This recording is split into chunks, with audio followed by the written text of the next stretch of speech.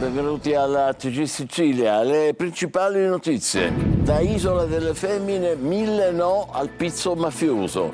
Con i sindaci del litorale palermitano in strada a viso aperto, i commercianti minacciati dalla mafia e con loro i cittadini stanchi delle intimidazioni. Nella notte mobilitati i volontari di Addio Pizzo. A Niscemi una giornata di protesta e di silenzio ieri, 4 mesi dopo la frana. Al mattino gli studenti ancora senza scuola, nel pomeriggio gli sfollati e i commercianti che hanno perso tutto senza risarcimenti. Lampedusa, una neonata morta per il freddo dopo lo sbarco, originaria della Costa d'Avorio, era con la madre e altre 54 persone partite dalla Tunisia e soccorse da una motovedetta della Finanza. Fine della carriera politica dell'ex presidente della regione Cuffaro. Non solo 3 anni di servizi socialmente utili, nel patteggiamento accolto ieri c'è anche il divieto di incontrare politici. Agrigento caccia ai tesori nascosti dell'antica Acragas. Nella Valle dei Templi tornano gli scavi archeologici con l'obiettivo di riportare alla luce nuove tracce della città greca sepolta da oltre 2000 anni.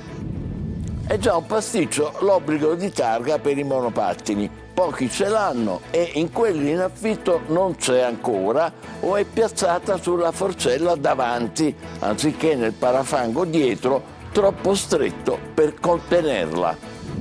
Calcio Serie B, domani al Ceravolo contro il Catanzaro l'andata della semifinale playoff. Il Palermo vuole iniziare nel migliore dei modi e provare a ipotecare la finale. Serie C, anche il Catania, domani comincia la corsa negli spareggi promozione. Rossazzurri impegnati a Lecco, 1200 tifosi etnei sosterranno la squadra a Rigamonti Ceppi.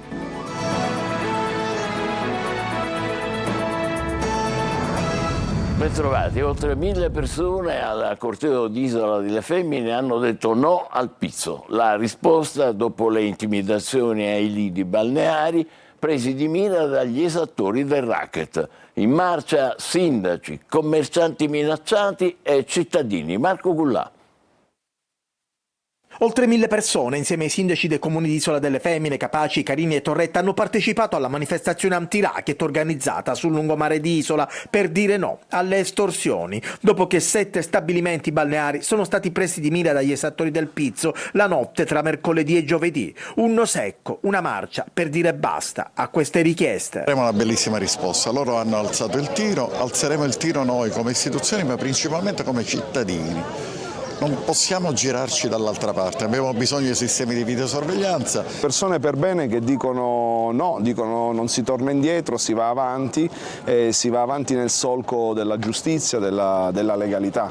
Alla manifestazione hanno preso parte anche il presidente della Commissione regionale antimafia, Antonello Cracolici, e la deputata di Fratelli d'Italia, Carolina Varchi. Siamo tutti qui per dire che la mafia fa schifo, per dire che la società civile non si piega, che la Sicilia e i siciliani vogliono allontanare dal proprio nome quell'aggettivo mafiosi che troppo spesso li ha contraddistinti. È la prima volta, a mia memoria, che di fronte a iniziative come quelle che stiamo assistendo in questi giorni, in queste settimane nel territorio, c'è una reazione dei cittadini.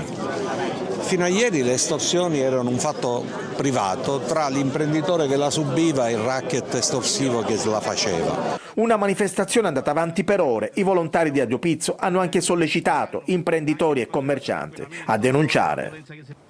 Una giornata di protesta e silenzio anche a Niscemi ieri, 4 mesi dopo la disastrosa frana. Al mattino gli studenti senza scuola, ancora, nel pomeriggio gli sfollati e i commercianti che hanno perso tutto e non hanno ancora i ristori. Ger Italia.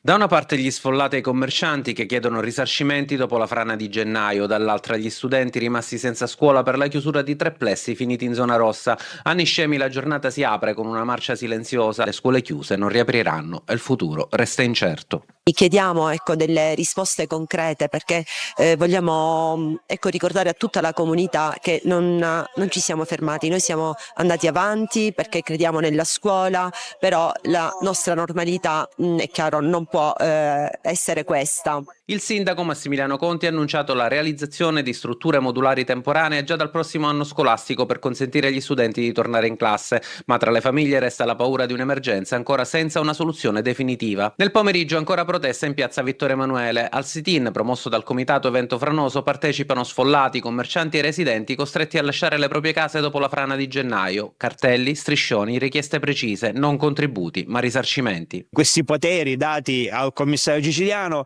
a oggi non si sono concretizzati in nulla di accelerazione negli interventi, quindi non avendo ancora avuto risposte siamo qui per avere queste risposte. A 4 mesi dalla frana intanto Niscemi continua così a vivere tra paura, rabbia e attesa, una comunità che chiede risposte immediate mentre il tempo dell'emergenza sembra non finire mai.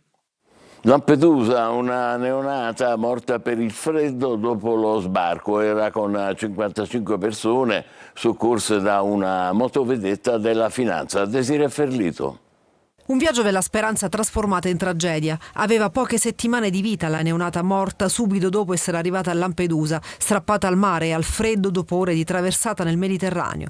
La piccola non ce l'ha fatta. Il suo cuore si è fermato durante il trasferimento verso il poliambulatorio dell'isola. Alle prime luci dell'alba, intorno alle 4:30, la motovedetta V1307 della Guardia di Finanza ha soccorso un barchino metallico di appena 7 metri, con a bordo 55 migranti provenienti dall'Africa subsahariana. Tra loro 7 donne e 6 minori. La neonata viaggiava stretta alla madre, una giovane donna ivoriana. Entrambe erano in condizioni disperate quando sono sbarcate al molo Favarolo. I medici hanno tentato l'impossibile, ma per la bambina non c'è stato nulla da fare. La causa del decesso sarebbe l'ipotermia, anche se sarà l'ispezione cadaverica disposta dalla procura di Agrigento a confermarlo. I migranti hanno raccontato di aver pagato tra i 400 e i 600 euro a persona per affrontare il mare. La procura ha aperto un'inchiesta per ricostruire ogni fase della traversata. Nelle prossime ore sarà ascoltata anche la madre della piccola, adesso assistita dai sanitari e dagli psicologi dell'hotspot di Lampedusa. Intanto nella camera mortuaria del cimitero di Calapisana il corpo della neonata racconta ancora una volta il prezzo altissimo pagato da chi tenta di attraversare il Mediterraneo inseguendo una possibilità di vita. A Catania, quinta edizione del meeting francescano del Mediterraneo. Sono tanti gli appuntamenti, anche quello con Don Patriciello che è previsto per domattina. E alla comunità di Lampedusa è stato assegnato il premio San Ludovico. Orazio Longo.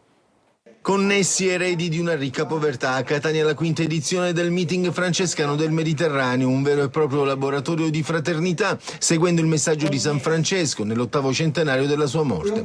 Fino a domenica la città vive come luogo di incontro e di dialogo, da via Crociferi a piazza Duomo e piazza Università. Persone si ritrovano per condividere domande, esperienze e visioni di un futuro capace di superare divisioni e paure, scegliendo stili di vita più sostenibili, costruendo comunità solidali e promuovendo una cultura dell'incontro.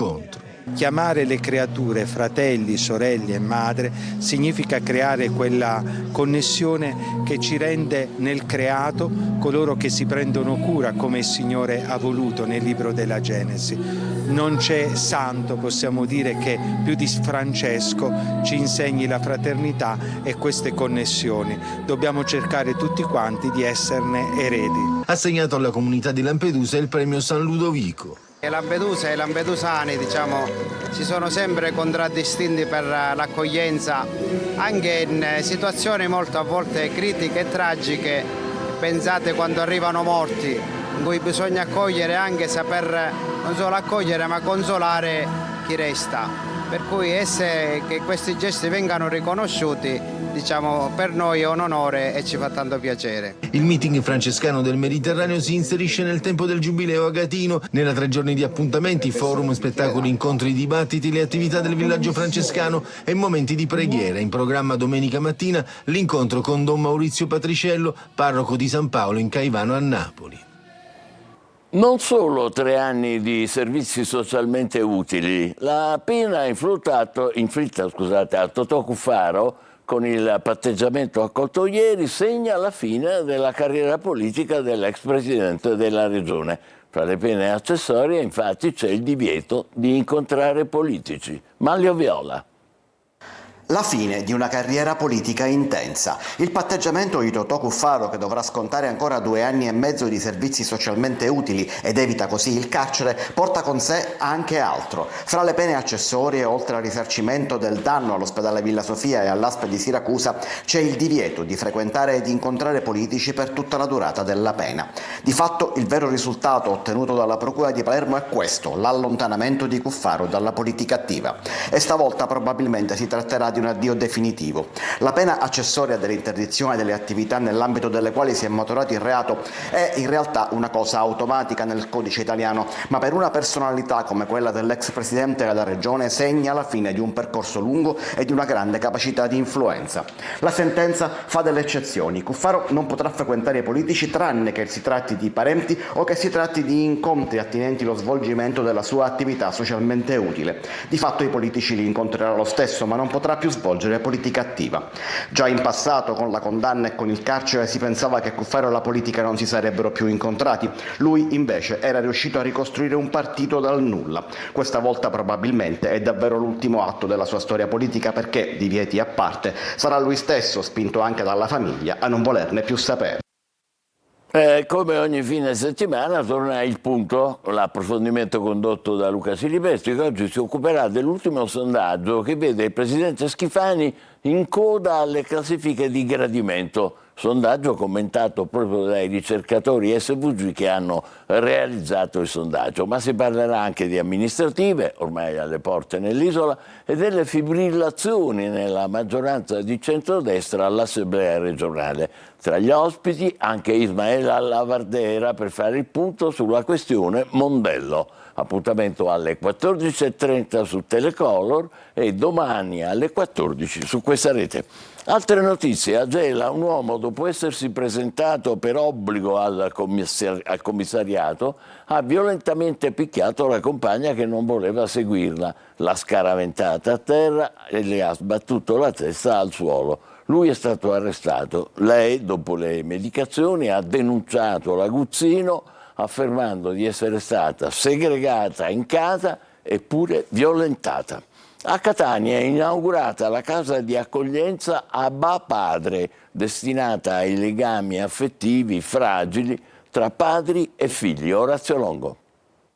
Il focus dell'intervento architettonico è stato posto sugli ambienti destinati agli incontri tra padri e figli, spazi pensati per favorire la relazione, il dialogo e la ricostruzione dei legami affettivi. In via Montevergine a Catania è inaugurata la casa di accoglienza Abba Padre. La struttura, nata all'interno dell'Agorà della Carità, rappresenta un traguardo importante per la locanda del Samaritano, ente promotore nel contrasto alle nuove povertà e nel supporto alla genitorialità fragile. Si aprono le porte ad altri papà, a persone che vivono situazioni di povertà e che riusciranno in questa casa a vivere anche l'esperienza di genitori accanto ai loro figli.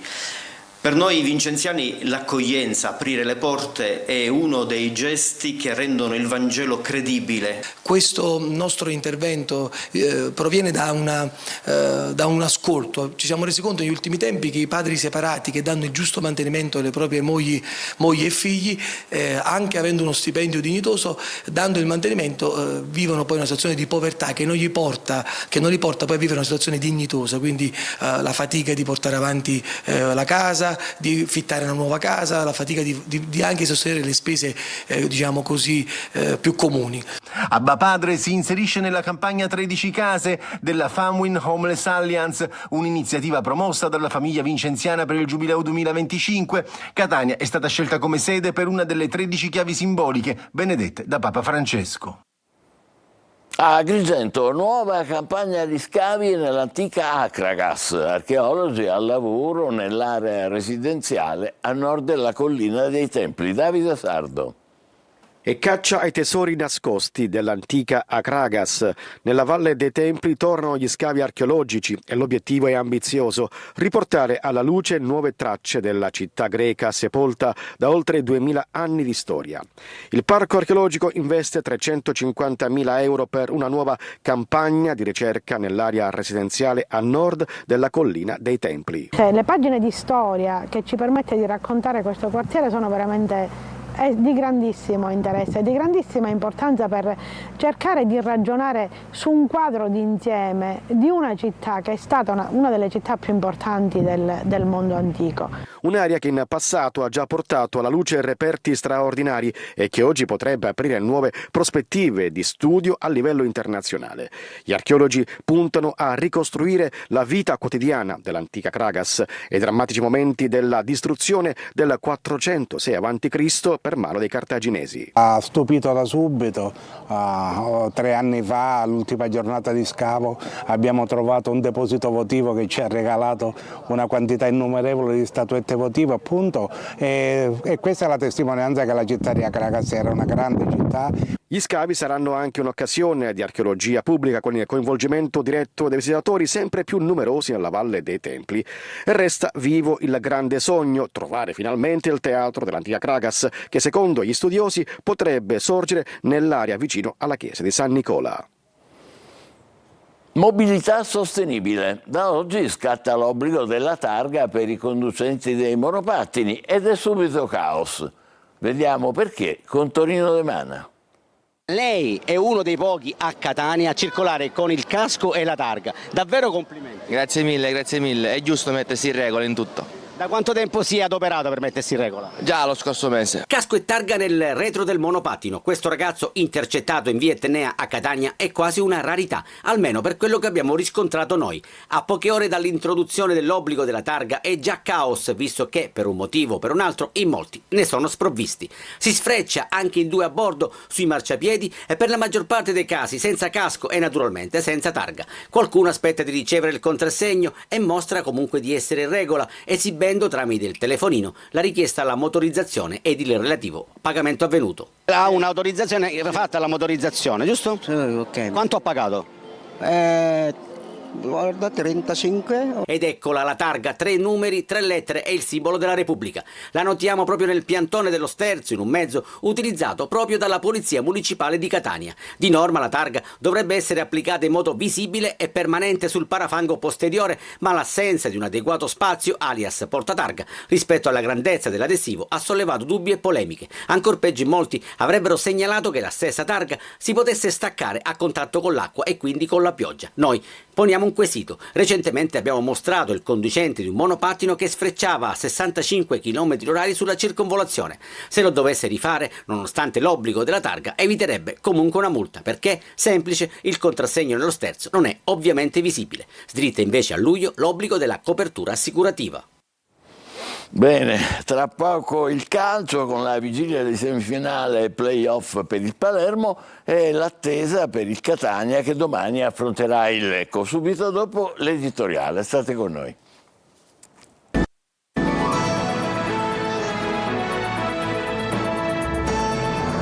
Calcio, vigilia di semifinale play-off per il Palermo, domani semifinale d'andata a Catanzaro. Dubbi di formazione per Pippo Inzaghi. Marco Cullà.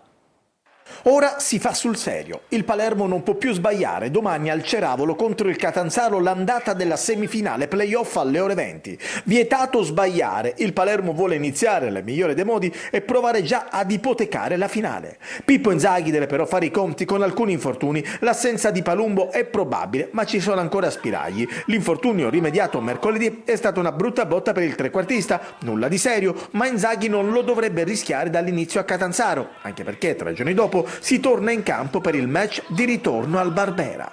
Potrebbe concretizzarsi anche il forfait di Bani alle prese con problemi fisici da diversi giorni. Inzaghi studia le alternative. In pole c'è Peda al centro con Pierozzi, Braccetto e Rui Modesto sulla fascia. L'altra strada porta Magnani titolare al centro con Peda nel ruolo di Braccetto e Pierozzi a destra. Sulla tre quarti, qualora non ci fosse Palumbo, pronto Giasi con Jonsen che in caso subentrerebbe a gara in corso. Poi spazio all'Edoardo Saronno e Pogliampalo. Arbitrerà il match Feliciani della sezione di Teramo, trasferta vietata ai tifosi del Palermo, sarà così anche per quelli del Catanzaro per il match di ritorno. Il Catania comincia da Lecco la sua corsa nei playoff di Serie C, quarti di finale, gara di andata, si gioca domani alle 20:45. Squadra in Lombardia da ieri, oggi la rifinitura. Marco Carli.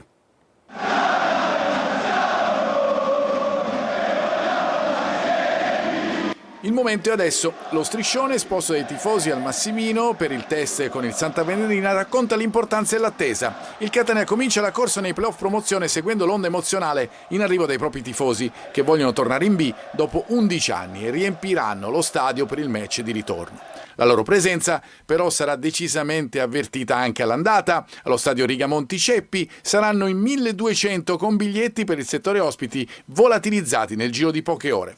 Questa è l'atmosfera. Il Catania intanto ha lavorato allo Sport Italia Village, partenza un giorno prima, allenamento di rifinitura nella struttura vicino alla sede della partita, concentrazione massima, poche parole, anzi nessuna, nel pre-gara di una partita che inaugura i playoff. Ciccarelli è forte in attacco, da verificare chi li affiancherà, con Bruzzaniti favorito e Caturano che sogna ancora di poter essere decisivo, come nell'ultima contro l'Atalanta Under 23. Senza Corbari, Lunetta e Di Noia, Toscano sa che può sfruttare anche Casasola e Donnarumma. Il primo dall'inizio, ho risparmiato in avvio per poi dare comunque il suo contributo. Il secondo dalla panchina. Scelte che faranno da preludio alla partita più attesa dopo 20 giorni senza calcio. I tifosi etnei si augurano adesso 3 settimane da raccontare con entusiasmo. Domenica Telecolor seguirà il match con diretta stadio, formula collaudata, collegamenti da Lecco, 3 ore live fino alle interviste in anteprima per raccontare tutte le emozioni dell'esordio rosso-azzurro nei playoff.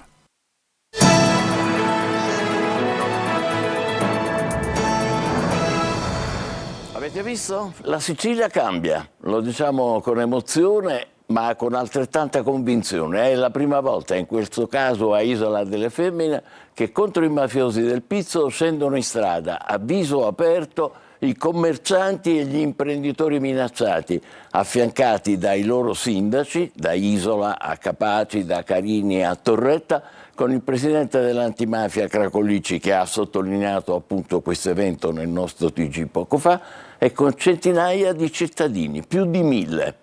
E la notte scorsa si sono nuovamente mobilitati i volontari di Addio Pizzo, andando in giro lungo il litorale palermitano contro eventuali ritorsioni. Altro che racket, finalmente le violenze e le minacce vengono respinte dalla coscienza dei cittadini, senza paura, stufi dei soprusi, delle raffiche di mitra e delle bottiglie di benzina con su scritto 5.000 euro, lasciate da chi pensa di imporre la messa a posto, continuando a scroccare il denaro guadagnato con onestà, come è capitato purtroppo per anni. Ecco, in proposito, le parole di Carolina Varchi, parlamentare di Fratelli d'Italia, che è stata anche vice sindaco di Palermo e che abbiamo sentito in parte poco fa. La società civile, dice, non è più quella di decenni fa. Accanto a tutti i commercianti e i cittadini che reagiscono a questi atti intimidatori si ritrovano le istituzioni. Non credo, dice ancora la Varchi, alla favola dei cani sciolti. Qui di mezzo c'è la mafia. Ma a questi giovani che vorrebbero imporre il Pizzo, dico, avete scelto una strada senza uscita. Lo Stato c'è e reagisce e i cittadini fanno la loro parte scegliendo la libertà. Così la Varchi. Ieri, 15 maggio 2026. Segniamocela questa data. Andrà ricordata e vale per tutti. Grazie e buon pomeriggio.